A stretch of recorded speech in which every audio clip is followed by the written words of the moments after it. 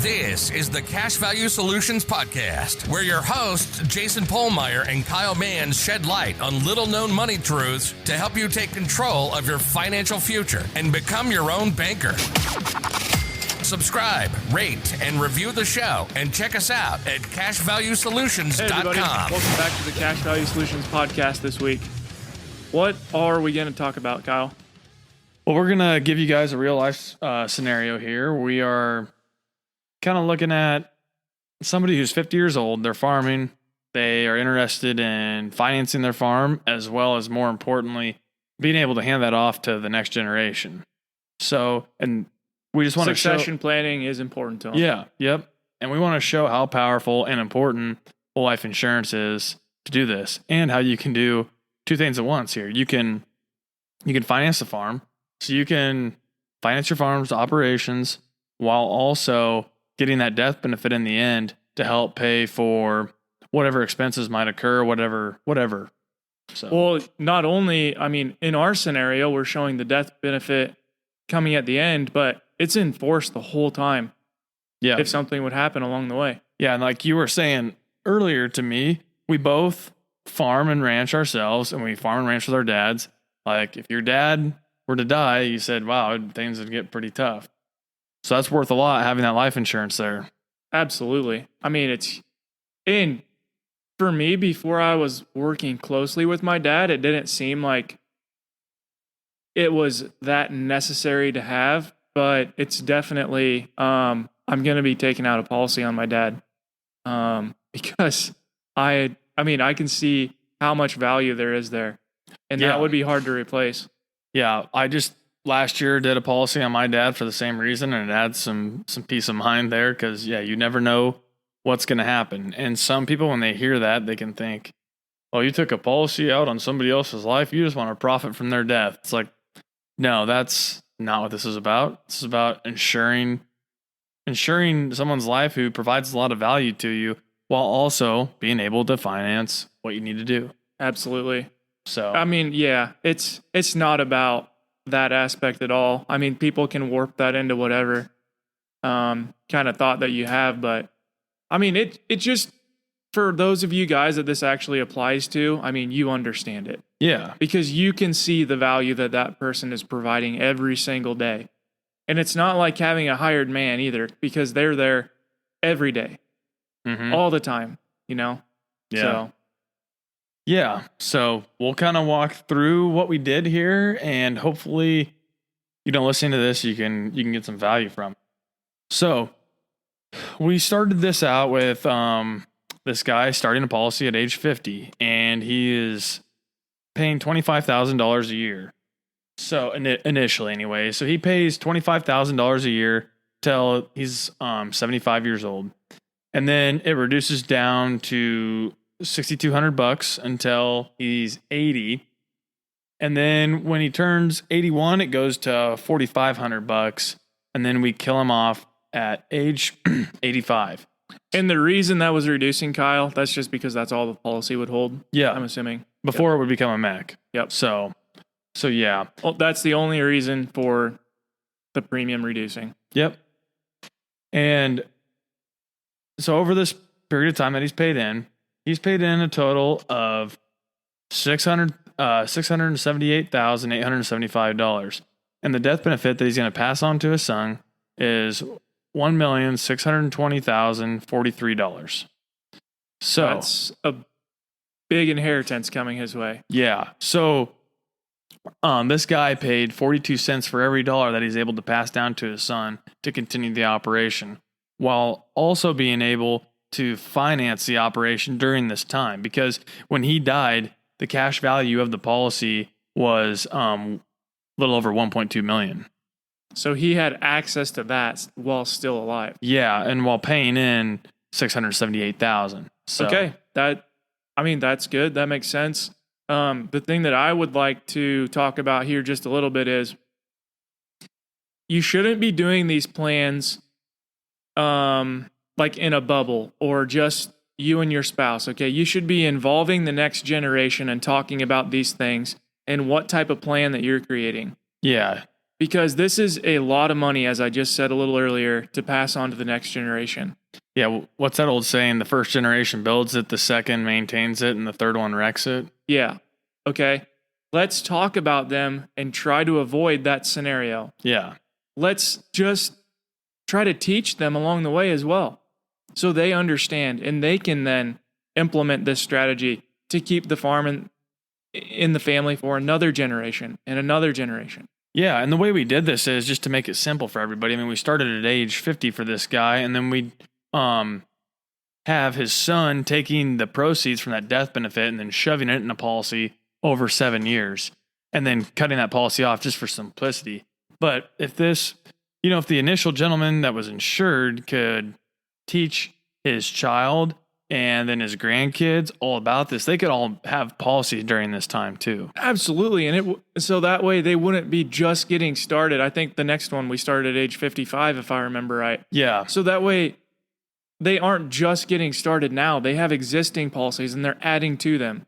Yeah, exactly. And so we can move on to the next one and talk about how that looks. So we took that death benefit from the father of $1,620,043, put that into another policy. So that equated to right around $230,000 a year for 7 years. So we killed this guy off then at age 85 as well. And over that period, he paid in that $1,620,043, and then he passed on $4,415,000 to the next generation. And he had his cash value at the time of death would have been $3.5 million. That equated to him paying 37 cents on the dollar for the death benefit. Yeah, that for the was next passed generation. on. Yep. So that's impressive. I mean, the thing that is so impressive about it to me too is the fact that you don't have to just set this money aside and leave it there so it has one purpose for the next generation. Yeah. That's not what this is at all. No. It has that purpose, and it has the purpose of being a vehicle to finance everything that you're going to do already with your farming operation. Yeah. We all know that farming and ranching are extremely capital intensive. Yes. And who knows what the future holds? I mean, they're talking all these new tax laws that could really wreck a family farm. So, I mean, this death benefit could go a long ways into helping sustain that until sanity returns to the world. Yeah, and for unknown costs, that you aren't expecting when a farm is passed on from one generation to the other, maybe debts, whether that be land debt, equipment debt. I mean, or just unexpected stuff that you don't see coming, because we know that happens. So. And Kyla and I have talked about this before, but I mean, if you lose somebody, I mean, fortunately, both my parents are still around, but I mean, that is just going to flat be hard. I mean, well, yeah, it's not like you're going to be, able to do or be fine for the next however long, month, 2 months. I mean, there's going to be some mourning. I mean, it's going to take a while. So, yeah, I mean, so maybe you even have to have some work custom done and stuff, but there is no problem with the liquidity because this plan is providing it. Yeah. And if we keep doing this year after year, I mean, that generation after generation, that just keeps getting lower. You're going to be getting down to well under 20 cents on the dollar for death benefit if you keep doing something like this. I mean, you'd be touching close to 10 probably. And we should say, I mean, again, this is long-term thinking. This is not tomorrow gratification. No, but talk about generational wealth. I mean, I don't see a better way to do it. No, not that can integrate into however each family wants to run their own farm. Yeah. It's really no extra burden because that premium that's paid is still accessible to be used to operate the farm. And then there's no risk of loss of losing what you've put in there. So right, this isn't some investment strategy. No. It's nothing like that. No. It's a fixed insurance product. It's going to do what it's going to do. At the end of the day, it's really long-term thinking. You have to bring your mindset around to this. Yeah. I mean, you don't have to, but it is a big benefit to you. Just imagine yourself. You know that you're going to be taking over the family farm, and you also know that your dad started an insurance policy, and there's going to be $2 million coming to you income tax free when he dies. Like that's gonna like bring some calmness and some certainty to the situation. Well, and I don't know about you, Kyle, but I mean, like, I don't even have kids, but I already think about, like, why am I doing all this stuff in my life? And it's because, like, I'm trying to build something to pass on to another generation. Like, Absolutely. I'm not just doing this because I'm strictly after creating income for myself. Mm-hmm. That's not the point of it for me. Yeah, I mean, like, it's a lot deeper sense of purpose and everything like that. if legacy and generational wealth is important to you, I mean, here's the place to start. Yeah. From what I can see. I mean, it matches perfect with any sort of business, with the financing aspect as well as the death benefit that's tax advantage being passed on. I mean, I don't see how this isn't talked about more and how this isn't widely used and accepted. Right. And where a lot of insurance is sold to where it is, term insurance, and there isn't life insurance even left at the time when people are most likely to pass away.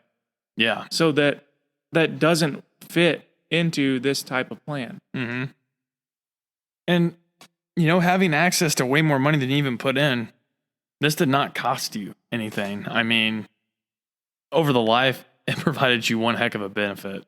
Absolutely. Yeah. It's that long-term thinking and realizing that this has a purpose, not only for me, but for the next generations, and, keeping that farm, that ranch, or your family business, whatever that might be, keeping it going in the next generation, if that's what they want as well. Yeah. And like I said, this is a small scale scenario that we laid out. If everybody in the operation had life insurance, got it at the same time or whatever, it's going to be a heck of a lot more powerful, and this operation is going to survive. Like it's going to move on. Yeah, you could magnify this. Yeah. You could get started before 50, before 55. Yeah.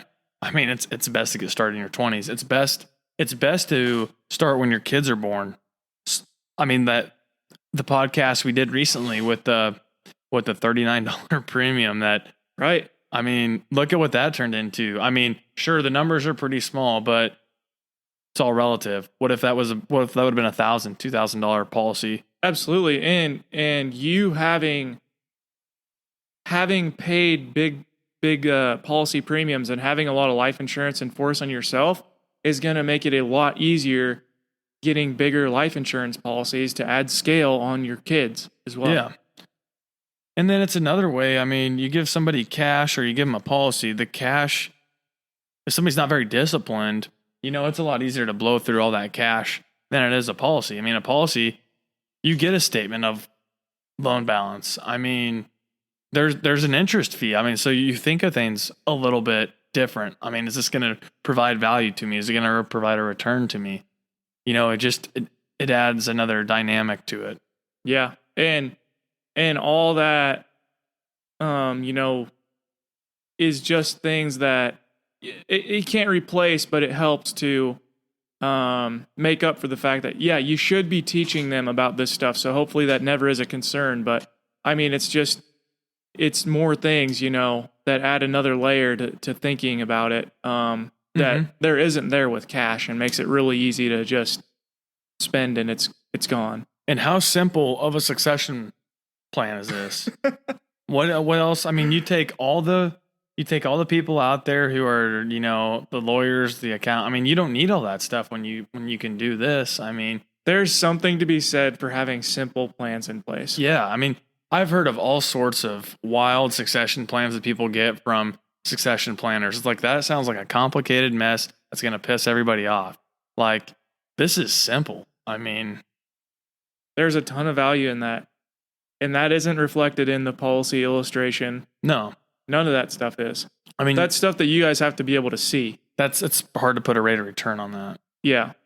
So, yeah, I think that kind of covers this unless you got something else to add. No, I would just say that it's just going to keep getting better if you can start earlier and continue it for more and more generations. You just got to think long term. Yeah, and that's another podcast we'll have to do is, talking about getting started in your 20s. Yeah, what if you start this in your 20s? Maybe we can put something like that together and release it soon. Yeah, and why you should. What's the cost of not starting early? When you had the opportunity to start in your 20s because you were introduced to you were introduced to the concept of becoming your own banker, but you chose not to. What's the cost of that 20, 30 years down the road?